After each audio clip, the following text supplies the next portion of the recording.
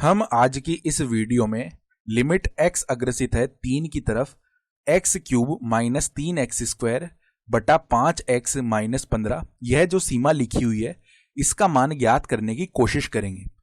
और जब हम यह कह रहे हैं कि हम इसका मान ज्ञात करने की कोशिश करेंगे तो इसका मतलब क्या हो गया।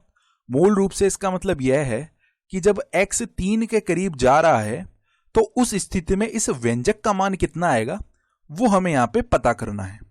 तो यह पता करने के लिए पहले तो हमारे दिमाग में आता है कि x बराबर 3 पर इसका मान क्या आ रहा होगा। तो वो देखने के लिए हम यहां पे x बराबर 3 रख देते हैं इस व्यंजक में। तो हमें क्या मिलेगा, 3 का क्यूब माइनस 3 गुणा 3 का स्क्वायर और बटा में 5 गुणा 3 माइनस 15। चलिए यहां से 3 क्यूब माइनस 3 क्यूब यह शून्य हो जाएगा और बटा 15 माइनस 15 यह भी शून्य हो जाएगा। तो शून्य बटा शून्य का रूप आ रहा है जो कि परिभाषित नहीं होता है क्योंकि यह एक अनिर्धारित रूप जिसे हम अंग्रेजी में इनडिटर्मिनेट फॉर्म कहते हैं वह है।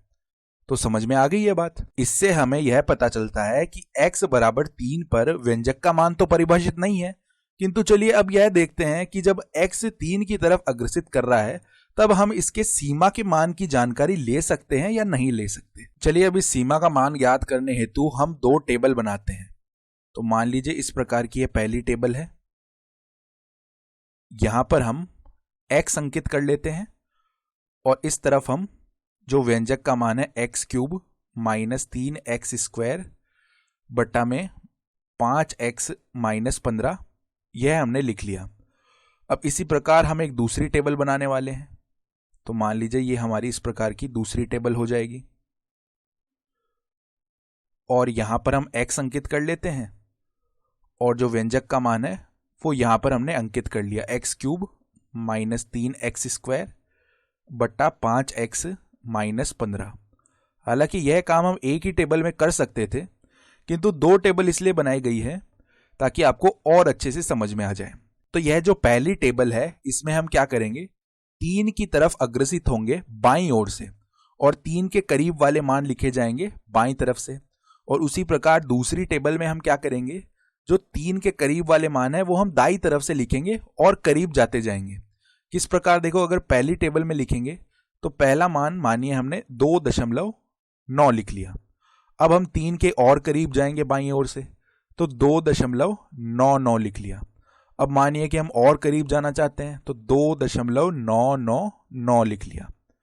अब यदि हम दाईं ओर से करीब जाना चाहें तो मानिए पहले हमने 3.1 लिख लिया।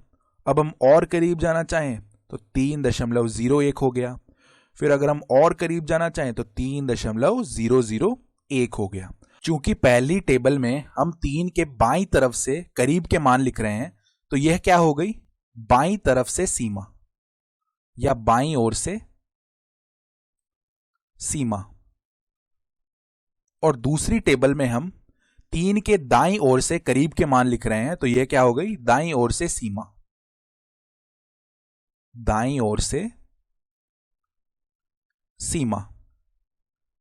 और यहां पर एक बात यह भी ध्यान रखने वाली है कि हम जितना 3 के करीब जाते जाएंगे हमें सीमा का मान उतना ही ठीक ठीक मिलता जाएगा। और आमतौर पर लोग जब भी बाईं ओर से सीमा और दाईं ओर से सीमा की बात कर रहे होते हैं तब उन्हें लगता है कि जो बाईं ओर से सीमा के मान है वो सभी ऋणात्मक मान होंगे, किंतु ऐसा बिल्कुल भी जरूरी नहीं है। बाईं ओर से सीमा का मतलब यही है कि जिस बिंदु पर हम सीमा का मान ज्ञात कर रहे हैं उस बिंदु के बाईं ओर से चालू होंगे, अर्थात उस बिंदु के छोटे मानों से चालू होंगे और धीरे धीरे उस बिंदु की तरफ बढ़ते जाएंगे। और इसी प्रकार दाईं ओर से सीमा का मतलब यह है कि उस बिंदु के दाईं तरफ से चालू होंगे, अर्थात बड़े मानों से चालू होंगे और धीरे धीरे उस बिंदु के करीब बढ़ते जाएंगे। तो चलिए अब जल्दी जल्दी यहां से हम कैलकुलेटर की सहायता से x के संगत जो व्यंजक का मान आने वाला है उसकी हम गणना कर लेते हैं। तो यहां पर हमने जितने भी मान निकाले उनके आधार पर हम यह आकलन कर सकते हैं कि इस सीमा का मान 1.8 की तरफ अग्रसित हो रहा होगा। हालांकि भविष्य की वीडियोस में हम इसका बिल्कुल ठीक ठीक मान भी निकाल लेंगे। तब तक यदि आपको कोई संदेह हो रहा है तो आप 3 के और करीब के मान ले सकते हो और इसकी गणना करने का प्रयास कर सकते हो।